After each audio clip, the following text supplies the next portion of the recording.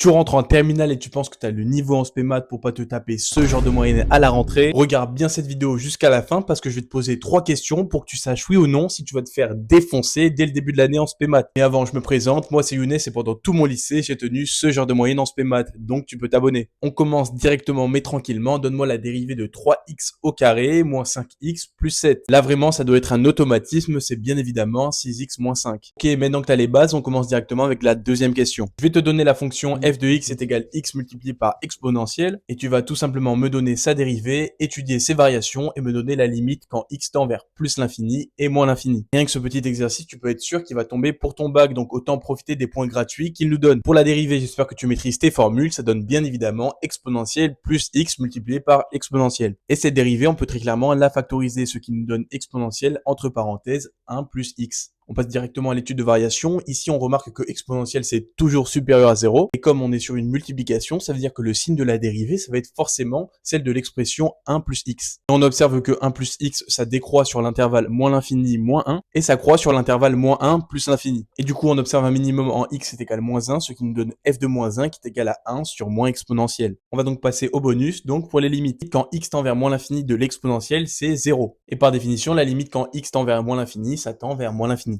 Si on multiplie 0 par moins l'infini, ça nous donne 0. Et pour la limite quand x tend vers plus l'infini de l'exponentielle, c'est aussi plus l'infini. Donc plus l'infini multiplié par plus l'infini, ça nous donne plus l'infini. Cette fois-ci, les 4 questions étaient plus tournées vers le chapitre des fonctions, donc n'hésite pas à me dire en commentaire si tu veux que je fasse par exemple les probabilités. Il faut vraiment savoir que les maths, c'est la spécialité la plus regardée par toutes les formations. Donc si jamais tu rentres en terminale spé maths et qu'en première, tu avais ce genre de moyenne, aucune méthode de travail et aucune méthode de révision, tu as peur pour ton dossier Parcoursup ou encore pour ta note au bac, et qu'il te faut une vraie méthode de révision pour choper ce genre de moyenne, n'hésite pas à me DM sur Insta ou tout simplement répondre dans le formulaire qu'il y a sur ma story à la une. Dépêchez-vous, les places sont vraiment limitées.